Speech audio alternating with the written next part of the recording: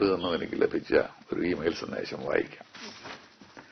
Dear Doctor, I watch your programs regularly for the past several years. The medical information you give is very useful, but I like your Malayalam also.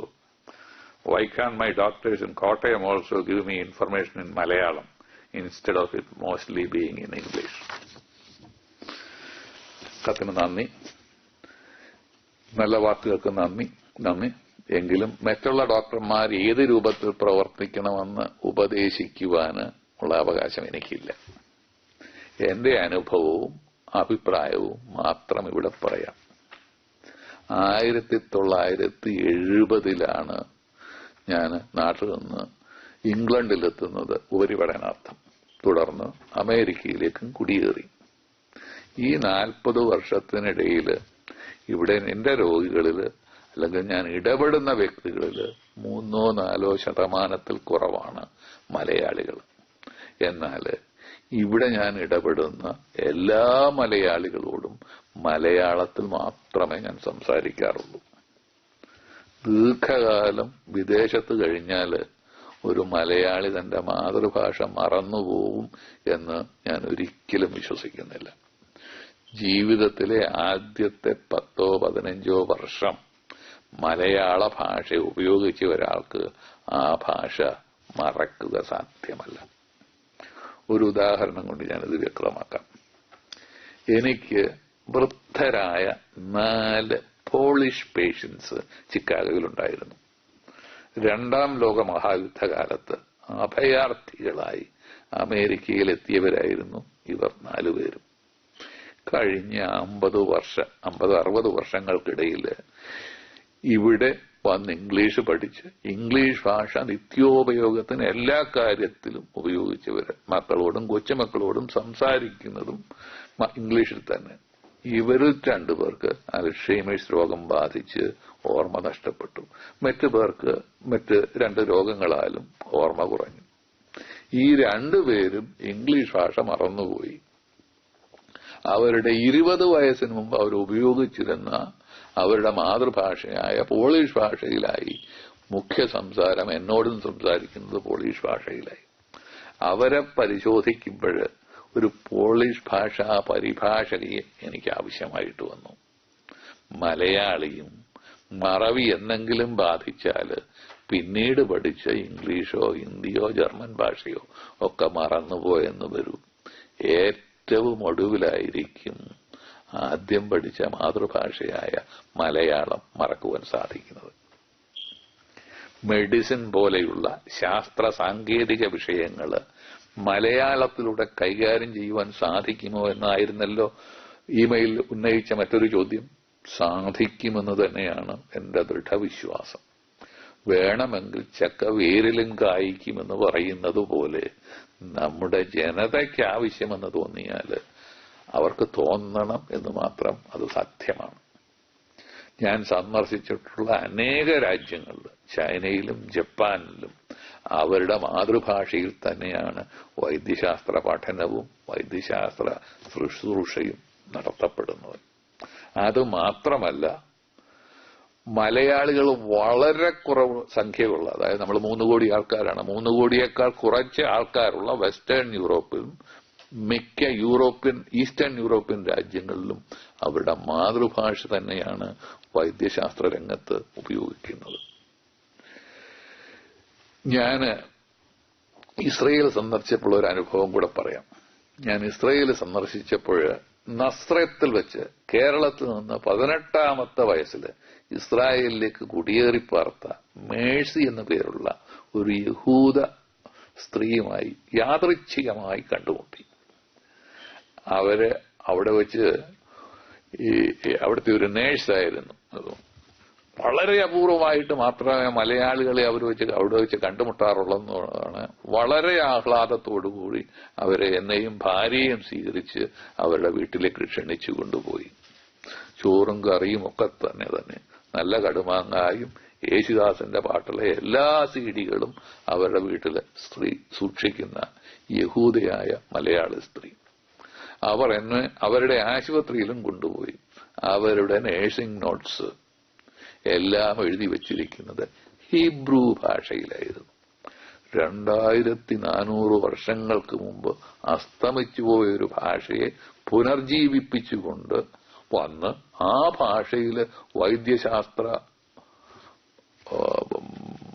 അഭ്യസിപ്പിക്കുന്നതും nursing not എഴുതാൻ സാധിക്കുന്നതും ഒരു മലയാളി സ്ത്രീക്ക് സാധിക്കുന്നത് എന്നെ വളരെയധികം അത്ഭുതപ്പെടുത്തി. കേരളത്തെക്കാൾ ഒരു വളരെ ചെറിയ രാജ്യമാണ് ഇസ്രായേൽ എന്ന് ഓർക്കണം.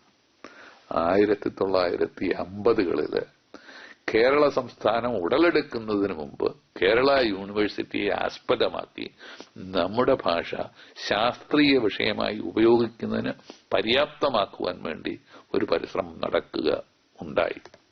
എന്നാൽ കേരളം രൂപീകരിക്കപ്പെട്ട ശേഷം നമ്മുടെ ഭാഷയോട് ഏറ്റവും കൂടുതൽ അവഗണനയാണ് നാം കാട്ടിയിട്ടുള്ളത്. ഈ ചില്ലക്ഷരങ്ങളും കൂട്ടക്ഷരങ്ങളും ഒക്കെ ചേർന്ന മലയാള ഭാഷ പഠിക്കുവാൻ സ്വല്പം വിഷമമുള്ളതാണ്, പ്രത്യേകിച്ച് സാങ്കേതിക വിഷയങ്ങളിൽ. എന്നാൽ ഇന്ന് ഹിന്ദി സാങ്കേതിക പരിജ്ഞാനത്തിന് ഉപയുക്തമാക്കാൻ വേണ്ടി ഒരു കഠിന ശ്രമം ഇന്ത്യയിൽ നടക്കുന്നുണ്ട്. എന്നാൽ മലയാളികളുടെ ഇടയിൽ കേരളത്തിൽ ഇങ്ങനെ ഒരു ശ്രമവും നടക്കുന്നില്ല എന്ന് പറയാം. ഇക്കാര്യത്തിൽ നമുക്ക് ഗവൺമെന്റിന് പലതും ചെയ്യുവാൻ സാധിക്കും. കേരളത്തിലെ എല്ലാ സ്കൂളുകളിലും 5ാം ക്ലാസ് വരെയെങ്കിലും മലയാളം നിർബന്ധിതമാക്കണം. കേരളത്തിലെ എല്ലാ ഗവൺമെന്റ് ഓഫീസുകളിലും മലയാളത്തിൽ തന്നെ എല്ലാം കൈകാര്യം ചെയ്യുവാനായിട്ട് സാധിക്കണം. ഉദ്യോഗസ്ഥർക്ക് മലയാളം ഉപയോഗിക്കുവാൻ പ്രാഥമികമായ അറിവ് വേണം. വൈദ്യശാസ്ത്ര രംഗത്ത് പ്രവർത്തിക്കുന്നവരും മറ്റ് ശാസ്ത്ര വിഷയങ്ങൾ കൈകാര്യം ചെയ്യുന്നവരുമായ ശാസ്ത്രജ്ഞര് ഒരു ശാസ്ത്ര പദാവലി മലയാളത്തിൽ ഉണ്ടാക്കാനായിട്ട് ശ്രമിക്കണം. ശ്രീമാൻ IC ചാക്കോ കഴിഞ്ഞ നൂറ്റാണ്ടിന്റെ മധ്യത്തില് തീവണ്ടിയും വിമാനവുമെല്ലാം മലയാള ഭാഷയ്ക്ക് സംഭാവന ചെയ്ത ശേഷം മറ്റാരും ആ വരിക്ക് ചിന്തിച്ചിട്ടുണ്ടെന്ന് തോന്നുന്നില്ല. എന്നാൽ പൊതു ഉപയോഗത്തിലിരിക്കുന്ന ഇംഗ്ലീഷ് പദങ്ങളെല്ലാം മാറ്റി നിർത്തുന്നതും അപകടകരമായിരിക്കും, അസംബന്ധമായിരിക്കും. ഇംഗ്ലീഷ് മലയാളം പോലെ ഉപയോഗിക്കാൻ കഴിയുന്ന സവ്യസാചിയായ SB കോളേജിലെ എന്റെ മലയാളം പ്രൊഫസറായിരുന്ന ഡോക്ടർ ഉലഹന്നാം മാപ്പിള സാറ് പറയുമായിരുന്നു, ഒരു കാറ് വിളിച്ചുകൊണ്ട് വരാൻ പിയൂണിനോട് പറയുന്നതിന് പകരം കാറിന്റെ മലയാളം ഉപയോഗിച്ച് ചതുർചക്ര ചകടം വിളിക്കൂ എന്ന് എന്റെ പിയൂണിനോട് പറഞ്ഞാൽ അവൻ എന്നെ നോക്കി തുറച്ചു നോക്കി നിൽക്കുകയുള്ളെന്നുള്ളത്. ചങ്ങനാശ്ശേരിയിലെ ചന്തയിലൂടെ ഒരു കുട്ടയ്ക്കകത്ത് കോഴികളെ വിൽക്കാനായി നടക്കുന്ന കച്ചവടക്കാരനോട്, ഹേ പാന്ത, നിങ്ങളുടെ ശിരസിലിരിക്കുന്ന കുക്കുട ത്രയങ്ങളിൽ ഒന്നിനെ ക്രയവിക്രയം ചെയ്യുമെന്ന് ചോദിച്ചയാൾ അയാൾ തിരിഞ്ഞ് ചീത്ത വിളിക്കാനായിരിക്കും കൂടുതൽ സാധ്യതയെന്ന് സാറ് പറഞ്ഞു.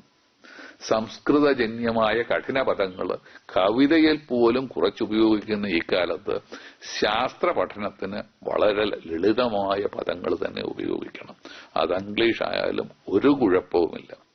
ഈ അടുത്ത കാലത്ത് ഒരു മീറ്റിംഗ് വെച്ച് ടെമ്പറേച്ചറിന്റെ മലയാള പരിഭാഷ ക്വഥനാങ്കമാണെന്ന് പ്രസിദ്ധ കവി ചെറിയാൻ എന്നെ ഓർമ്മിപ്പിച്ചു.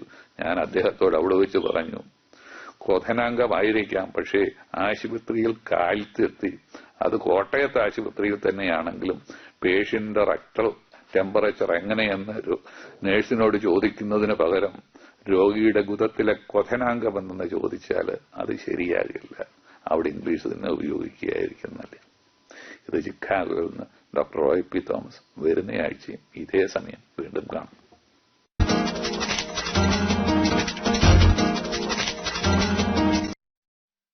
നമസ്കാരം.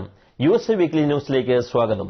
സാൻഡി കൊടുങ്കാറ്റിൽ ന്യൂയോർക്കിലും ന്യൂജേഴ്സിയിലുമുണ്ടായ നാശനഷ്ടങ്ങളുടെ പുനർനിർമ്മാണ പ്രവർത്തനങ്ങൾക്ക് $73.3 ബില്യൺ വരുമെന്ന് കണക്കാക്കപ്പെടുന്നു. ന്യൂജേഴ്സിയിലെ മാത്രം $29.4 ബില്യൺ നഷ്ടമാണ് ഉണ്ടായത്. ഇപ്പോഴത്തെ കണക്കനുസരിച്ച് US ഗൾഫ് തീരത്തടിച്ച കത്രീന, റീറ്റ കൊടുങ്കാറ്റുകളേക്കാൾ കൂടുതൽ നാശനഷ്ടങ്ങൾ സാൻഡി കൊടുങ്കാറ്റ് മൂലം ഉണ്ടായതായി കണക്കാക്കുന്നു.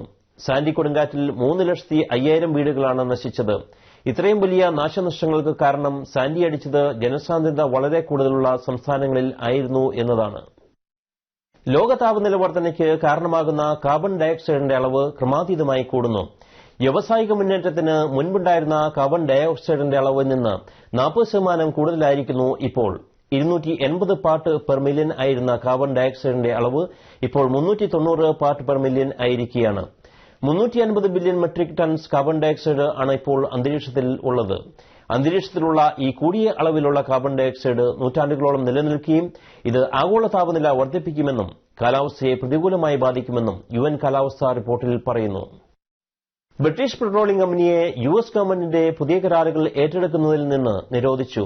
ഗൾഫ് ഓഫ് മെക്സിക്കോയിലുണ്ടായ എണ്ണഖനന റിഗ് പൊട്ടിത്തെറി മൂലം ഉണ്ടായ പരിസ്ഥിതി മലിനീകരണം അമേരിക്കയുടെ ചരിത്രത്തിലെ ഏറ്റവും വലിയതാണ്. ഇത് സംബന്ധിച്ചുള്ള കേസിൽ BP $4.5 ബില്യൺ പിഴയടയ്ക്കുകയുണ്ടായി. നിലവിലുള്ള ഉടമ്പടികൾ തുടരുന്നതിൽ BPയെ പുതിയ നിരോധനം ബാധിക്കുകയില്ല. BPയാണ് ഇപ്പോൾ അമേരിക്കൻ സൈനികർക്ക് ആവശ്യത്തിനുള്ള ഇന്ധനത്തിന്റെ മുഖ്യ പങ്കും നൽകി വരുന്നത്. ഫയർഫോക്സ് ബ്രൌസർ ഉപയോഗിക്കുന്ന ഫേസ്ബുക്ക് ഉപഭോക്താക്കൾക്ക് സന്തോഷവാർത്ത. ഫയർഫോക്സിന്റെ പുതിയ പതിപ്പ് ഡൌൺലോഡ് ചെയ്താൽ ഫേസ്ബുക്ക് ചാറ്റ് അനായാസമാകുന്നു. ഫയർഫോക്സിന്റെ പുതിയ ബ്രൌസർ തുറക്കുമ്പോൾ പ്രത്യേക ടാബ് തുറക്കേണ്ടതില്ല. മറ്റുള്ള വെബ്സൈറ്റുകൾ ഉപയോഗിച്ചുകൊണ്ടിരിക്കുമ്പോൾ തന്നെ ചാറ്റിനായി റിക്വസ്റ്റ് സ്വീകരിക്കാനും നോട്ടിഫിക്കേഷൻ അറിയിക്കാനുമുള്ള ബ്രൌസറിന്റെ വലതുഭാഗത്തുള്ള ഐക്കോൺ ക്ലിക്ക് ചെയ്താൽ മാത്രം മതി. കൂടാതെ ഫേസ്ബുക്ക് മെസഞ്ചർ ഫോർ ഫയർഫോക്സ് പേജിൽ ഈ സംവിധാനം ടേൺ ഓൺ ചെയ്യുവാനും ആവശ്യമില്ലെങ്കിൽ നീക്കം ചെയ്യാനുമുള്ള സൌകര്യമുണ്ട്. പ്രസിഡന്റ് ജോൺ എഫ് കെന്നഡി കൊല്ലപ്പെട്ടതിന്റെ 50ാം വാർഷികം 2013 വിപുലമായി ആചരിക്കാൻ ഡാളസ് സിറ്റി പരിപാടികൾ തയ്യാറാക്കുന്നു. അമേരിക്കൻ ചരിത്രത്തിലെ പ്രശസ്തനായ പ്രസിഡന്റിന്റെ 50ാം ചരമവാർഷികം എല്ലാ ബഹുമതികളോടും ആചരിക്കാൻ തയ്യാറെടുത്തു വരികയാണെന്ന് ഡാളസ് മേയർ മൈക്ക് റൌളിംഗ് പ്രസ്താവിച്ചു. നവംബർ 22, 2013 നടത്തുന്ന ഈ അനുസ്മരണ പരിപാടിയിൽ കെന്നഡിയെ വെടിവെച്ച സമയമായ 12:25 1 മിനിറ്റ് നിശബ്ദാചരണം നടത്തുന്നു. ഈ പരിപാടിയുടെ നടത്തിപ്പിനായി Dallas citizen council leader Ruth ഓൾഷറിന്റെ നേതൃത്വത്തിൽ കമ്മിറ്റി രൂപീകരിച്ചു. ന്യൂയോർക്കിലെ പ്രധാന മലയാളി അസോസിയേഷനായ കേരള സെന്ററിന്റെ ആഭിമുഖ്യത്തിൽ അമേരിക്കൻ മലയാളി സമൂഹത്തിലെ വിവിധ തുറകളിലുള്ള പ്രതിഭകൾക്ക് അവാർഡ് നൽകി ആദരിക്കുന്നു. ന്യൂയോർക്കിലെ Leonard of Great Neck hotel ഓഡിറ്റോറിയത്തിൽ വെച്ച് നടക്കുന്ന ചടങ്ങിൽ New York university school of business dean Geetha Menon മുഖ്യപ്രഭാഷണം നടത്തും. മുൻ UN അംബാസിഡർ വിജയ് നമ്പ്യാർ മുഖ്യാതിഥിയായിരിക്കും. കേരള സമാജമോ സൌത്ത് ഫ്ലോറിഡ പ്രസിഡന്റ് ജോയ് കുറ്റ്യാനിക്ക് കമ്മ്യൂണിറ്റി സേവനത്തിനും, വിജയ് മേനോൻ അപ്ലൈഡ് സയൻസിനും, ഡോക്ടർ നാരായൺ ഇത്യാലത്ത് എഞ്ചിനീയറിംഗിനും, റോയ് തോമസ് സോഷ്യൽ വർക്കിനും അവാർഡ് നേടുകയുണ്ടായി.